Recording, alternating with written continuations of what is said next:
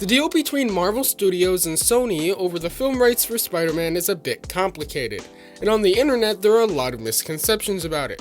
So I'm here to shed some light on it by explaining pretty much everything we know about both the original deal made in 2015 and the new one made last year. Keep in mind, I'm just some dude on the internet and not an expert of any kind, so I may get a few things wrong. Also, this will be a mix of things that are confirmed and things that have been inferred, though I won't be making any huge leaps here. Alright, so the initial deal made in 2015 said the following things. Sony Pictures would produce 2 live-action Spider-Man movies taking place in the Marvel Cinematic Universe. New versions of the characters not seen in previous Sony Pictures Spider-Man films would be featured in these movies. These movies would be produced in association with Marvel Studios, and Marvel Studios president Kevin Feige would co-produce both movies with Amy Pascal. Marvel Studios would fund 5% of each movie's budget and receive 5% of each movie's box office gross. Each movie would be allowed the use of Marvel characters owned by Marvel Studios with permission from Marvel Studios. Marvel Studios was allowed to use this new version of Spider-Man, as well as limited use of Spider-Man side characters in 3 of their own crossover movies in the Marvel Cinematic Universe. During this time, Sony Pictures was allowed to produce their own non-Marvel Cinematic Universe Spider-Man related movies.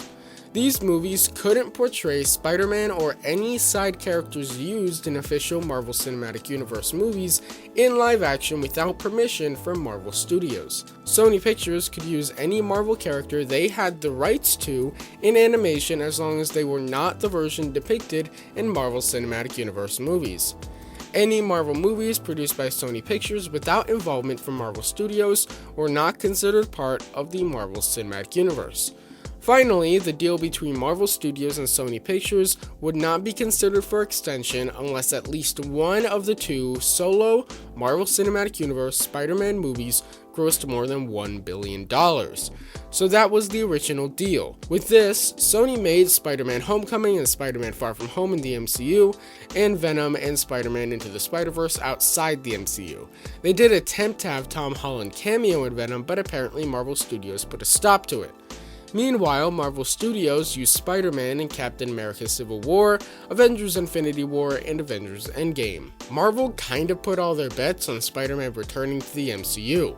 They made him as involved in the MCU as possible so that as many people as possible would go and see Spider-Man Far From Home. And it worked. The original negotiations to extend the contract fell out, however. According to reports, this was because Disney made an offer that essentially said that now Marvel Studios would fund 50% of each MCU Spider-Man movie and receive 50% of the box office gross.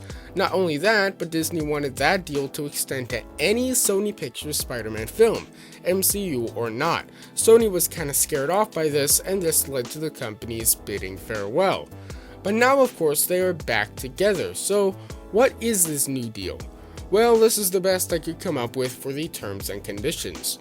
Sony Pictures will produce 1 live-action Spider-Man movie in the Marvel Cinematic Universe. This movie will use the versions of the Spider-Man characters as previously seen in the Marvel Cinematic Universe. This movie will be co-produced with Marvel Studios. Marvel Studios president Kevin Feige will co-produce this movie with Amy Pascal. This film will be financed 25% by Marvel Studios, and Marvel Studios will receive 25% of its box office gross. This movie will allow the use of Marvel characters owned by Marvel Studios. Marvel Studios will be allowed to use the Marvel Cinematic Universe version of Spider-Man in one of their own Marvel Cinematic Universe movies.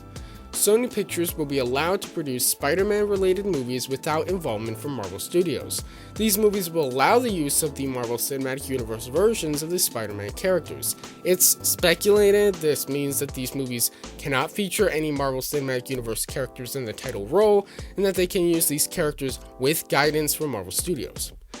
Any Sony Pictures Spider-Man related movies not financed partially by Marvel Studios are not considered part of the Marvel Cinematic Universe. Any Sony Pictures Spider-Man related movies not financed partially by Marvel Studios cannot use Marvel Cinematic Universe characters that are not owned by Sony Pictures. Finally, Sony Pictures is allowed to reference events taking place in Marvel Cinematic Universe movies in Spider-Man related movies not financed partially by Marvel Studios. So there you go. Obviously, as time goes on, we'll learn more and more about both the old deal and the new deal, so don't consider this definitive.